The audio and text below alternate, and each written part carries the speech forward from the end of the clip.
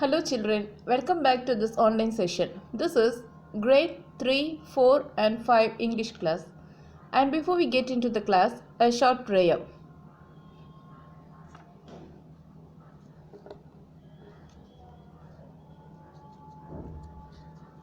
Open your eyes. இன்னைக்கு கிளாஸில் நம்ம டென்ஸ் பார்க்க போகிறோம். டென்ஸ் வந்து ஒரு grammar topic and what tenses அப்படின்றத இன்றைக்கி பார்த்துடலாம். டென்ஸ் என்னென்னா டென்ஸ் வந்து நம்ம டைம் யூஸ் பண்ணுறதுக்கு, அதாவது டைம் வந்து காட்டுறதுக்காக வேர்ப்ஸில் நம்ம யூஸ் பண்ணுவோம் இந்த டென்ஸை. அதாவது இந்த வேர்ட்ஸ், இந்த வேர்பல் வேர்ட்ஸ் இருக்குல்ல, ஆக்ஷன் வேர்ட்ஸு, செயல்களை குறிக்கிற அந்த வார்த்தைங்க இருக்கு இல்லையா, நம்ம செய்கிற எந்த செயலாக இருந்தாலும் அதை குறிக்கிற வார்த்தைங்களை வந்து டைம் காட்டுறதுக்காக டென்ஸ் வந்து எதில் யூஸ் பண்ணுவோம் அப்படின்னு சொன்னால் வேர்ப்ஸில் தான் நம்ம யூஸ் பண்ண போகிறோம். ஓகே, ஸோ அந்த டெஃபினேஷன் பார்த்திங்கன்னா tense is use to denote time. Okay, நம்ம செய்கிற செயலுக்கு டைமை காட்டுற, காலத்தை காட்டுறதுக்கு. அவன் வந்தான் அப்படின்னு சொன்னால் அது பாஸ்ட் டென்ஸு, அவன் வந்துட்டுருக்கான் அப்படின்னு சொன்னால் அது ப்ரெசன்ட் கண்டினியூஸ் டென்ஸு. ஓகே, அவன் நாளைக்கு வருவான் அப்படின்னு சொன்னா அது ஃப்யூச்சர் டென்ஸு. இது மாதிரி நம்மளுக்கு டைம் யூஸ் பண்ணுறதுக்கு அந்த அந்த வேர்புக்கு, அந்த செய்கிற செயலோட டைமை காட்டுறதுக்கு, அதை ரெப்ரசன்ட் பண்ணுறதுக்கு யூஸ் பண்ணுறது தான் இந்த tense. Is it clear now? Tense is used to denote time. It shows the time of an action. Action என்ன? செயல். ஒரு செயல் வந்து எப்போ செஞ்சோம் அல்லது எப்போ செய்யப்படுது, செய்ய போகிறாங்க அப்படின்ற அந்த காலத்தை காட்டுறதுக்கு யூஸ் பண்ணுறது தான் tense. Is it clear children? Now see this example. First one, I wrote yesterday. Okay, so இதில் wroteன்றது என்ன? அது ஒரு வேலை இல்லையா? ரைட்ன்ற வேர்ப் தான் இங்கே பாஸ்ட் டென்ஸில் நம்ம எழுதியிருக்கோம். So I wrote yesterday. அப்போ ரைட்டுன்ற அந்த மெயின் வேர்ப், அந்த ஒரு வேலையை நேற்று செஞ்சோம். அந்த வேலையை வந்து எப்போ செஞ்சுருக்காங்க? நேற்று. I wrote yesterday. அப்போ எப்போ எழுதுனேன்? நேற்று எழுதுனேன். அப்போ நேற்று எழுதணும் அப்படின்றத காட்டுறதுக்கு. அப்போ இந்த டென்ஸ் வந்து இதில் இந்த வேர்ப் தான் காட்டுது. இப்போ இது என்ன டென்ஸில் இருக்குது? Past tense. அப்போ ரோட்டுன்றது past tense. You cannot write I write yesterday அப்படின்னு சொன்னால் அது எப்படி இருக்கும்? தப்பாயிடுது, ப்ரோக்கன். ஸோ நம்ம எப்படி எழுதணும்? I wrote yesterday. ஏன்னா நேற்று அப்படின்றது டைம் வந்து முடிஞ்சிருச்சு, அந்த செயல் வந்து முடிஞ்சு போயிடுச்சு, அந்த வேலை வந்து முடிஞ்சது. நேற்றுன்றது கடந்த காலம் அல்லது இறந்த காலம், அதனால் அந்த வேலை வந்து முடிஞ்சிருச்சு. அப்படின்றனால நம்ம என்ன செய்கிறோம்? ரோட்டுன்னு அந்த மெயின் வேர்ப் ரைட்டை மாற்றி எழுதணும். ஓகே, அந்த காலம் வந்து செஞ்சு அந்த வேலை முடிஞ்சிருச்சுன்றதை காட்டுறதுக்காக அது என்ன செய்கிறோம்? I wrote yesterday. Is it clear? So this is the main thing you have to keep in mind. வந்து டென்ஸ் வந்து வேர்பில் தான் நம்ம காட்ட முடியும். And see the second example. The children are playing now. Okay, அந்த குழந்தைங்க என்ன செய்து விளையாண்டுட்ருக்காங்க. ஓகே, அப்போ நவ்ன்ற வேர்டு, ஓகே, அந்த டைம் ஃப்ரேஸ் நவ், இப்போது அப்படின்ற, இப்பொழுது. ஓகே, இப்போது விளையாண்டுட்ருக்காங்க. அப்போ அந்த நவ்ன்றது என்ன செய்து?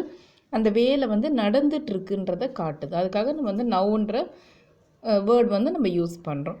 So the children are playing now. Okay, அப்போ இப்போ அந்த வேலை நடந்துட்டுருக்குன்றதுக்காக நம்ம என்ன சொல்கிறோம்?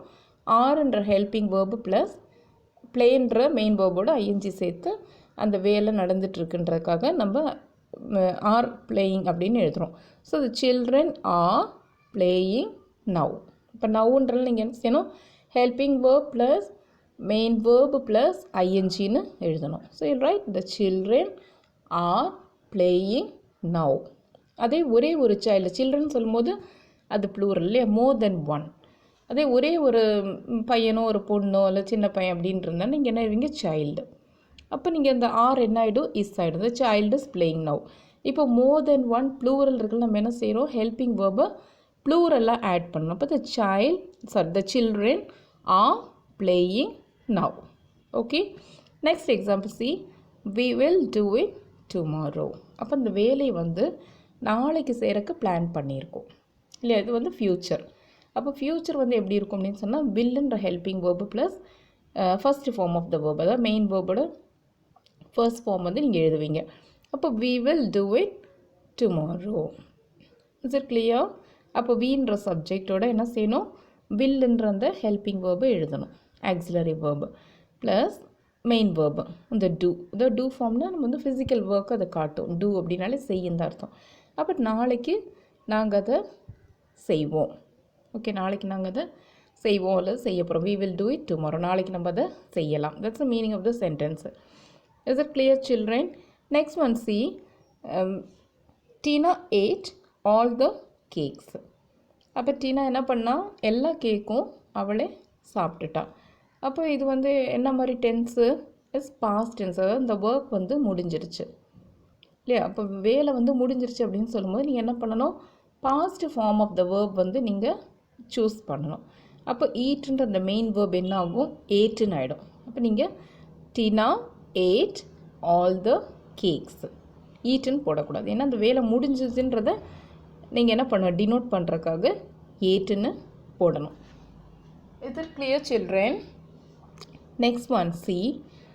Verbs and its forms. இப்போ வந்து நம்ம கொஞ்சம் வேர்ப் எடுத்து, அதாவது ஒரு மெயினான ஒரு வேர்ப் எடுத்து அது எப்படியெல்லாம் வந்து 4 ஃபார்ம்ஸில், அது மெயினான 4 ஃபார்ம்ஸில் அது எப்படி இருக்குன்றதை நம்ம பார்க்க போகிறோம். இப்போ நான் வந்து ரைட், வெண்ட், ஸ்லெப்ட், டுக், ரன், அதாவது மெயின் ஃபார்மில் பார்த்தீங்கன்னா ரைட், கோ, ஸ்லீப், டேக், ரன் அப்படின்னு ஒரு 5 வேர்ப்ஸ் எடுத்திருக்கேன். ஓகே, இப்போ ஃபர்ஸ்ட்டு வேர்பு ரைட்டு. அப்போ இந்த ரைட்டுன்றது என்ன டென்ஸு? ப்ரெசன்ட் டென்ஸு இல்லையா? ரைட்டுன்றது ப்ரெசன்ட் டென்ஸு. அதோட past form wrote. Future will write. அப்புறம் பார்ட்டிசிபிள் அப்படின்றது எப்படின்னா ஆக்ஷன் வந்து சப்ஜெக்ட் வந்து செஞ்சுருக்காது. ஓகே, இது வந்து ரிட்டன், இந்த ஃபார்மில் அது இருக்கும். பார்ட்டிசிபிள்னு இதை நம்ம சொல்கிறோம். ஸோ இதுதான் வந்து மெயின் 4 ஃபார்ம்ஸு எந்த ஒரு வேர்புக்கும். நெக்ஸ்ட் வேர்ப் வந்து கோன்னு எடுத்திருக்கேன். அப்போ இதில் ப்ரெசண்ட் வந்து go, past tense went, future will go, participle gone. Okay, next one sleep. ஸ்லீப்புன்ற வேர்பில் ப்ரெசண்ட் ஃபார்ம் அந்த sleep, past form slept, future will sleep, then participle slept. Next see take. இப்போ நான் நாலாவது எடுத்திருக்க verb வந்து take. அது வந்து present form. Then past வந்து took. Okay, future will take. அந்த மெயின் வேர்போட நீங்கள் will மட்டும் சேர்த்துக்கிட்டால் போதும். ஐக்கு வந்து ஷால் கூட போட்டுக்கலாம். ஐன்ற சப்ஜெக்ட் வந்தால் நம்ம சப்ஜெக்ட்லாம் பார்த்துட்ருக்கோம். will take, participle taken. Next one run. அதுக்கு வந்து இது வந்து irregular verb தான். Run present form, past form ran, future will run, then participle again run. Okay, இப்போ இதை வந்து நம்ம சென்டென்ஸில் சில வேர்ப்ஸு அப்ளை பண்ணி பார்க்கலாம். See that ஃபர்ஸ்ட் ஒன் நான் வந்து ரைட்டுன்ற வேர்பு எடுத்திருக்கேன். அந்த ரைட்டுன்ற வேர்பு சென்டென்ஸில் எப்படி இருக்குன்னு பார்க்கலாம். ஸோ ரைட்டுன்றது ப்ரெசன்ட் டென்ஸில் எடுத்துக்கிட்டோன்னா ஐ அப்படின்ற சப்ஜெக்டை சூஸ் பண்ணி ஐ ரைட் ரெகுலர்லி. ஓகே, ஐ ரைட் ரெகுலர்லி. நான் வந்து தொடர்ந்து எழுதுவேன். ஓகே, ஏதாச்சும் ஒரு ஹோம் ஒர்க்கு இல்லை ஒரு ஆர்டிக்கல் சம்திங், அது வந்து என்னோடய பழக்கம் என்ன, அது வந்து ஹேபிட்டு அல்லது ஹேபிச்சுவல் ஆக்ஷன்ஸ் அல்லது ரெகுலாரிட்டி இது மாதிரிலாம் யூஸ் பண்ணுறதுக்கு நம்ம இந்த ப்ரெசன்ட் ஃபார்மை எடுத்துக்கலாம். Okay, so I write regularly, you write regularly, they write regularly. He she இட்டுக்கு எஸ் போட்டுக்கணும்.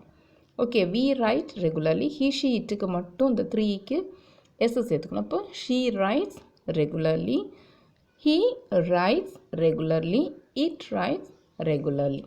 ஓகே, நெக்ஸ்ட் பாருங்கள் past tense. I wrote a letter last week. நான் போன வாரம் என்ன செஞ்சேன், ஒரு லெட்டர் எழுதினேன். ஓகே, இது வந்து past tense. I wrote a letter last week. Okay, இது வேலை, அதாவது அந்த எழுதுனன்ற அந்த வேலை முடிஞ்சிருச்சு. ஸோ அதனால் நம்ம என்ன பண்ணிட்டோம், ரைட்டுன்றதை விட்டுட்டு ரோட்டுன்னு மாற்றியாச்சு. அந்த வேர்பை வந்து ரோட்டுன்னு மாற்றணும். So I wrote a letter last week. நான் போன வாரம் என்ன செஞ்சேன், ஒரு லெட்டர் எழுதினேன். Next I will write next Monday. நான் என்ன செய்வேன், அடுத்த திங்கக்கிழமை அடுத்த வாரம் மண்டே ஒரு லெட்டர் நான் எழுதுவேன். அதுதான் அதோட அர்த்தம். ஓகே, நெக்ஸ்ட் மண்டே நான் எழுதுகிறேன் அல்லது எழுத போகிறேன். That's a meaning. Next see participle form. இந்த ரிட்டர்ன்றது வந்து present perfect. Okay, present perfect, past perfect இதுக்கு யூஸ் பண்ணலாம். அடுத்தது வந்து இந்த voice, active voice, passive voice அந்த இதுக்கும் யூஸ் பண்ணலாம். ஸோ இதில் வந்து உங்களுக்கு எப்படி மீனிங் இருக்குன்றத இப்போ சொல்கிறேன். ஐ have written a letter recently. Okay, நான் இப்போ சமீபத்தில் ஒரு லெட்டர் எழுதினேன். Okay, because time is not certain here, it's not definite. Okay, time is unknown. அந்த மாதிரி ஒரு சுச்சுவேஷனில் நீங்கள் என்ன செய்யணும் அப்படின்னு சொன்னேன்னா இந்த ப்ரெசன்ட் பர்ஃபெக்ட் டென்ஸை யூஸ் பண்ணணும். அதுக்கு வந்து ஹேவ் அல்லது ஹேஸு ப்ளஸ் இந்த third form of the verb write, wrote, written இருக்கும் இல்லையா, அந்த வேர்பை நீங்கள் யூஸ் பண்ணணும். So I have written a letter recently. இதோட அர்த்தம் என்னென்னு பார்த்தீங்கன்னா, நான் இப்போ கொஞ்ச நாளைக்கு முன்னாடி தான் ஒரு லெட்டர் எழுதினேன். ஓகே, அதனால் இப்போ திரும்ப ஒன்று போட வேண்டிய அவசியம் இல்லை, அவங்களுக்கு வந்து புரிஞ்சிருக்கும். So that's a meaning of this context. Do you understand how to use this written? அல்லது வந்து a letter has been written by her, இந்த மாதிரி ஒரு சென்ஸ்லேயும் நம்ம இதை கொண்டு வரலாம், இந்த ரிட்டன் யூசேஜ். ஸோ இப்போதைக்கு நீங்கள் இந்த ஃபர்ஸ்ட்டு 3 ஃபார்ம்ஸ் மட்டும் பார்த்துக்கோங்க. இது present, past, future. Fourth one இந்த ரிட்டன் வந்து ப்ரெசன்ட் பர்ஃபெக்டில் உங்களுக்கு யூஸ் பண்ணி காட்டிருக்கேன். நாட் ஆக்டிவ் ஆர் பாசிவ் வாய்ஸில் இல்லாமல் வாட் இஸ் இட் ப்ரெசன்ட் பர்ஃபெக்டில் நம்ம யூசேஜ் பார்த்துருக்கோம். Okay, next one. Next verb வந்து ஆஸ்க் அப்படின்ற வேர்பை எடுத்தாச்சு. ஓகே, ஆஸ்க்ன்ற வேர்பில் நம்ம இப்போ ஆல் த 4 ஃபார்ம்ஸு எப்படி யூஸ் பண்ணுறதுன்னு பார்க்கலாம். See, I ask her often. இது வந்து என்ன tense? Present tense. I ask her often. இதோட அர்த்தம் என்னன்னு பார்த்தீங்கன்னா, நான் அடிக்கடி அவளை இந்த விஷயத்தை நான் கேட்பேன். Something where not worried about what that is, அது என்னன்றது நம்மளுக்கு வந்து தேவையில்லாத விஷயம். பட் ஏதோ ஒன்றை பற்றி பேசும்போது நான் அடிக்கடி அந்த விஷயத்தை பற்றி அவகிட்ட நான் கேட்டுக்குவேன். So that is a habit. Okay, அதாவது எஸ்டர்டே, டுடே அண்ட் ஆல்வேஸ் என்னென்னா I ask her often. Often அப்படின்னு சொன்னேன்னா அடிக்கடி. Okay, ask her often. அப்போ இது என்ன டென்ஸு? Present tense. அப்போ நீங்கள் என்ன செய்யணும்? ஆஸ்க்குன்னு எழுதணும். Just that first form ask, அதுதான் அதோட தொடக்கமே. அதுதான் ஆஸ்க்குன்றதுலேருந்து அந்த மற்ற இதெல்லாம் மாறி மாறி போகும். அந்த ஃபஸ்ட்டு ஃபார்மை ஜஸ்ட் அந்த சப்ஜெக்டோடு எழுதணும். ஐ, வி, யூ, தே 4த்துக்கும் இந்த ஆஸ்க்குன்றதை மட்டும் இந்த சிம்பிள் ப்ரெசன்ட் டென்ஸில் எழுதணும். அதே ஹீ, ஷீ, இட்டுன்ற சப்ஜெக்டாக இருந்தேன்னா he ask her, she ask her, it ask, அதாவது ஏஎஸ்கேஎஸ் ஆஸ்க் ஹர் அப்படி நீங்கள் எழுதணும். சரியா? மீதி 4த்துக்கும் ஐ, வி, யூ, தேக்கு ஜஸ்ட்டு அந்த ஆஸ்க்குன்னு ஃபஸ்ட்டு ஃபார்ம் மட்டும் சிம்பிள் ப்ரெசன்ட்டில். Okay, that is permanent action, regular action, habitual action, universal truth, இதுக்கெல்லாம் நீங்கள் வந்து இந்த மாதிரி சயின்டிஃபிக்கல் டெமான்ஸ்ட்ரேஷன் இதுக்கெல்லாம் சிம்பிள் ப்ரெசன்ட் யூஸ் பண்ணிக்கலாம். Next one C, Ram asked her angrily. Okay, Ram asked her angrily. இப்போ வந்து இந்த ஆஸ்க் என்னாச்சு? ஆஸ்க்குன்னு ஆயிடுச்சு. ஏன் வந்து அப்படி ஆச்சு அப்படின்னு சொன்னேன்னா, இது வந்து ஒரு கடந்த கால நிகழ்வு. அப்போ நீங்கள் என்ன செஞ்சிங்கன்னா, இந்த ஆஸ்க்குன்ற மெயின் வேர்போட இடி சேர்த்துட்டு ஆஸ்க்குன்னு ஆக்கிட்டீங்க. அப்போ Ram asked her angrily. Okay, Ram வந்து என்ன செஞ்சான்? கோபமாக அவளை கேட்டான். அதாவது கேட்டான் அப்படின்னு சொல்லும்போது இந்த செயல் வந்து முடிஞ்சிருச்சு. So this is past tense. Ram asked her angrily. Next one, see, they will ask her certainly. அப்போ will plus ask அப்படின்னு போட்டிருக்கோம் இல்லையா? willன்ற auxiliary verb, அதான் helping verb plus main form of the verb, first form of the verb ask. அப்போ they will ask her certainly அப்படின்னா அவங்க வந்து நிச்சயமாக அவளை கொஸ்டின் கேட்பாங்க. இந்த இதோட மீனிங். அப்போ இனிமேட்டு தான் இந்த செயல் நடக்க போகுது. It's a plan. Actually it's plan which is going to be carried in the future. அப்போ இதை நம்ம என்னன்னு சொல்கிறோம்? ஃப்யூச்சர் டென்ஸ்ன்னு சொல்கிறோம். தே வில் ஆஸ்க் ஹர் சர்டன்லி. இல்லையா? இது வந்து அவங்களோட ஒரு ஐடியா. அந்த மாதிரி எதிர்காலத்தில் சம்பவிக்கும், அதாவது எதிர்காலத்தில் அந்த ஒரு விஷயம் நடக்கும் அப்படின்னு நீங்கள் வந்து எதிர்பார்த்துட்ருக்கிறது இல்லை பிளான் பண்ணிகிட்டு இருந்தால் நீங்கள் என்ன செய்யணுன்னா, அந்த first form of the verb இருக்குல்லையே, பல வேர்ப்ஸ் இருக்குது, எக்கச்சக்கமான வேலைங்க இருக்குது. அந்த வேலையோடு நீங்கள் என்ன செய்யணுன்னா வில், ஐவிக்கு மட்டும் ஷாலும் போட்டுக்கலாம், மீதி எல்லாத்துக்கும், அல்லது ஐவிக்கு கூட தாராளமாக நீங்கள் வில் ப்ளஸ் அந்த ஃபஸ்ட் ஃபார்ம் ஆஃப் த வேர்பை போட்டுக்கலாம். Okay, so that is how they will ask her certainly. நிச்சயமாக அவளை அவங்க கொஸ்டின் பண்ணுவாங்க. So this is future tense. Next see, she will be asked by them. Okay, she will be asked by them definitely. So இதில் வந்து நான் என்ன செஞ்சுக்கேன்னா, இந்த ஆஸ்க்குன்றது ஒரு பார்ட்டிசிபிள் ஃபார்மில், ஓகே, அதாவது ஃப்யூச்சர் பர்ஃபெக்ட் டென்ஸ் காட்டுறதுக்காக யூஸ் பண்ணிக்க. இந்த டென்ஸ்க்கு பேர் என்னன்னு சொன்னீங்கன்னா ஃப்யூச்சர் பர்ஃபெக்ட் டென்ஸு. அப்போ she will be asked by them definitely. அதோட அர்த்தம் என்ன அப்படின்னு சொன்னேன்னா, இந்த ஷீன்ற இடத்துல, அதாவது சப்ஜெக்டோட பிளேஸில் ஷீ இருக்குது இல்லையா? சப்ஜெக்ட் ஆரம்பத்தில் ஷீ இருக்குது. ஆனால் இந்த ஷீ வந்து இங்கே டூயர் ஆஃப் த ஆக்ஷன் கிடையாது. ஷீன்றது வந்து இங்கே ஒர்க் பண்ணலை. She is just a listener. அந்த தெம் இருக்கு இல்லையா, ஆப்ஜெக்ட், அதுதான் வந்து, அதாவது கேள்வி கேட்கப்படுறவங்க ஆப்ஜெக்டாக இருக்கிறாங்க. She is only a receiver. இது வந்து என்னென்னா பேசிவ் ஃபார்மில் இருக்குது இந்த சென்டென்ஸில். She will be asked by them. அப்போ கொஸ்டினை யாருன்னு பார்த்தீங்கன்னா தே. அந்த தே வந்து தான் அங்கே ஆப்ஜெக்டாக மாதிரி இருக்குது. இம்பார்ட்டன்ஸ் யாருக்கு கொடுத்துருக்காங்கன்னா இந்த ஷீக்கு. Okay, she will be asked by them. அப்போ அதோட அர்த்தம் என்னென்னா அவ அல்லது அவங்க, அவங்களால, okay, more than one person, அவங்களால அவ கேள்வி கேட்கப்படுவாள்.